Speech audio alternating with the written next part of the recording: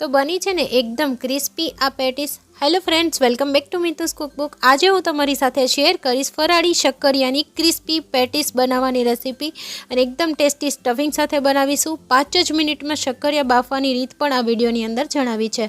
तो चलो शुरू करिए शक्करियानी फराળી पेटीस बनाववानी रेसिपी। तो अहींया मैं कुकरनी अंदर 500 ग्राम जेटला शक्करियाने आ रीते गोठवी दीधा छे अने हवे आपणे आ शक्करियाने 5 ज मिनिट में बाफीशुं। तो अहींया मैं अर्धा ग्लासथी पण ओछुं पाणी लीधुं छे। हवे आपणे आनी अंदर मात्र 3 ज टेबल स्पून जेटलुं पाणी उमेरवानुं छे। तो अहींया तमे जोई शको छो अत्यारे कोई कुकरमां पाणी ज नथी। हवे आपणे 3 टेबल स्पून जेटलुं पाणी उमेरी दईशुं।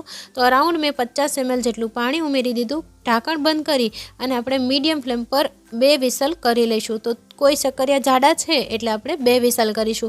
जो तमारा शक्करिया पातळा होय तो मीडियम फ्लेम पर आपणे मात्र 1 ज विसल करवानी छे अने कुकरनुं प्रेशर एनी जाते ठंडू थाय एटले खोलीने जोईशुं। तो तमे जुओ एकदम सरस शक्करिया बफाई गया छे अने आ शक्करियानी मीठास बिलकुल ओછી નથી થતી कारण કે આપણે ખૂબ જ ઓછું પાણી ઉમેર્યું છે। તો શક્કરિયા ખૂબ સારી રીતે બફાઈ જાય છે અને બિલકુલ પાણીનો ભાગ શક્કરિયાની અંદર રહેતો નથી। તો અહીંયા હું તમને કુકર પણ બતાવી દઉં કે એકદમ સરસ આપણું કુકર ક્લીન છે, બિલકુલ એની નીચે પણ પાણી નથી, વધારાનું કોઈ પાણી આપણે ઉમેર્યું જ નથી એટલે એકદમ સરસ આપણા શક્કરિયા મીઠાશવાળા જ બફાઈ જશે। હવે અહીંયા શક્કરિયાની મેં છાલ કાઢી લીધી છે અને શક્કરિયાને આ રીતે ખમણીને આપણે પેટીસ માટે ઉપયોગમાં લઈશું। તો શક્કરિયાને આ રીતે ખમણી લેશો તો જેનાથી રેસાનો ભાગ ખમણીની અંદર રહી જશે અને આપને સ્મૂથ માવો મળશે।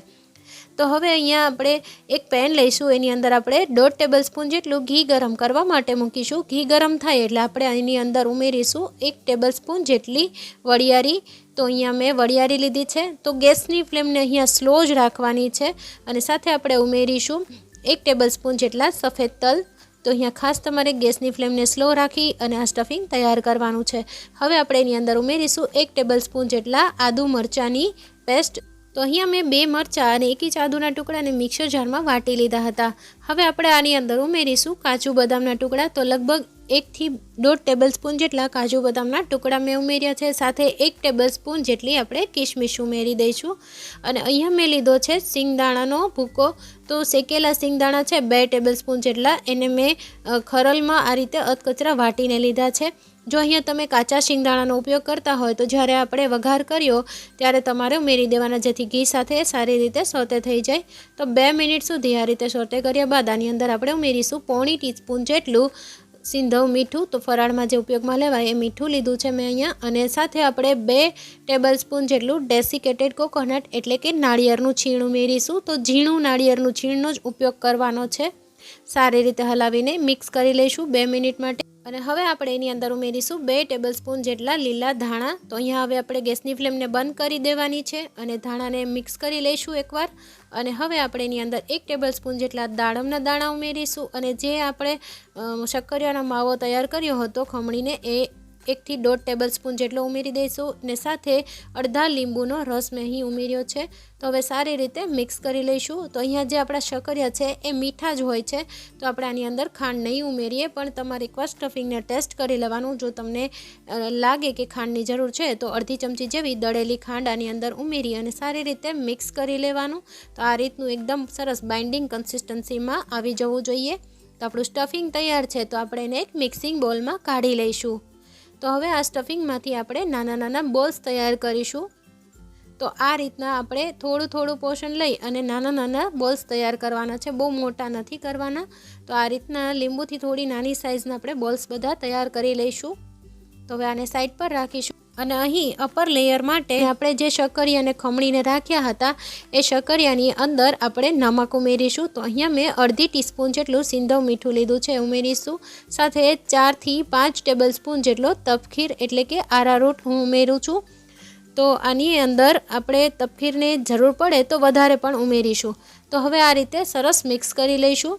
तो तमे हाथ वडे पण आने मिक्स करी शको छो। सरस आ रीते लोट आपणे बांधीए एवुं बाइंडिंग कन्सिस्टन्सीमां आवी जवुं जोईए। हवे आपणे एनी अंदर अर्धी टीस्पून जेटલું तेल उमेरीशुं जेनाथी एकदम सरस क्रिस्पी बनशे अने आपणे जे तपखीर उमेर्यो छे एनाथी आपणी उपरथी एकदम सरस क्रिस्पी आपणुं पड तैयार थशे। तो हवे आपणे पेटीस बनाववा माटे आनामांथी आपणे थोड़ुं लूवो लई लेशुं। तो रोटलीनो लूवो होय ए रीतनुं आपणे लई लेवानो छे અને થોડું આ રીતે હાથેથી પ્રેસ આપતા જઈ અને એને થોડું આ રીતે ફેલાવી દઈશું। પછી આપણે જે સ્ટફિંગ બનાવ્યું છે એમાંથી એક આ રીતનું નાનું એવું સ્ટફિંગનો બોલ લઈ એની અંદર મૂકી અને હળવા હાથે આંગળીની મદદથી આપણે એને પેક કરી દઈશું અને ક્યાંયથી પણ એક પણ થોડી હવા ના રહે એ રીતે સરસ પેક કરી દેવાની છે પેટીસને। તો એકદમ સરસ મેં આ પેટીસને પેક કરી દીધી અને હવે આપણે આ પેટીસને આ રીતે તપકીરમાં ઉમેરી અને થોડું રોલ કરી લઈશું। તો બહુ વધારે નહીં, હળવો એવો આપણે તપકીરનું કોટિંગ કરવાનું છે જેનાથી એકદમ સરસ ક્રિસ્પી પેટીસ તૈયાર થાય। તો હવે અહીંયા મીડિયમ ફ્લેમ પર મેં તેલને ગરમ કરવા માટે મૂકી દીધું હતું। તો આપણે થોડો ટુકડો ઉમેરી અને હળવા ઉપર આવે બબલ્સ એ રીતે આપણે તેલનું ટેમ્પરેચર રાખવાનું છે અને પછી આપણે આ રીતે ઝારાની મદદથી પેટીસને ઉમેરીશું।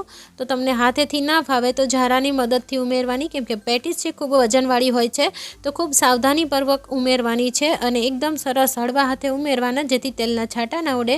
અને થોડી એવી સેટ થાય પછી આપણે ચમચી વડે આ રીતે ફેરવતા જઈ અને 4 થી 5 મિનિટ માટે મીડિયમ ફ્લેમ પર આ પેટીસને તળવાની છે। તો આ રીતે ચમચી વડે ફેરવતા રહીશો ને એટલે બધી સાઈડ એક સરખો કલર આવશે। જો તમે એને છોડી દેશો તો કોઈ સાઈડ કાચી રહી જશે અને કોઈ સાઈડ વધારે ઓવરકુક થઈ જશે। તો આ રીતે ચમચી વડે બધી સાઈડ ફેરવતા જઈ અને મેં આ પેટીસને 4 થી 5 મિનિટ માટે તળી લીધી છે અને એકદમ સરસ એવી ક્રિસ્પી થઈ ગઈ છે અને બહુ સરસ એવો કલર પણ આવી ગયો છે। તો આને આપણે પ્લેટમાં કાઢી લઈશું। તો અહીંયા તમે જોઈ શકો છો એકદમ સરસ ક્રિસ્પી આપણું પડ તૈયાર થયું છે અને એકદમ સરસ ટેસ્ટી સ્ટફિંગ સાથે બનેલી આપણી આ શક્કરિયાની પેટીસ તૈયાર થઈ ગઈ છે, જેને મેં ફરાળી ગ્રીન ચટણી સાથે સર્વ કરી છે। તો આજની રેસીપી પસંદ આવી હોય તો વિડીયોને જરૂરથી લાઇક અને શેર કરી દેજો અને સાથે ચેનલને સબસ્ક્રાઈબ કરવાનું બિલકુલ ના ભૂલતા। ફરી મળીએ નવા વિડીયો સાથે, ત્યાં સુધી થેન્ક્સ ફોર વોચિંગ।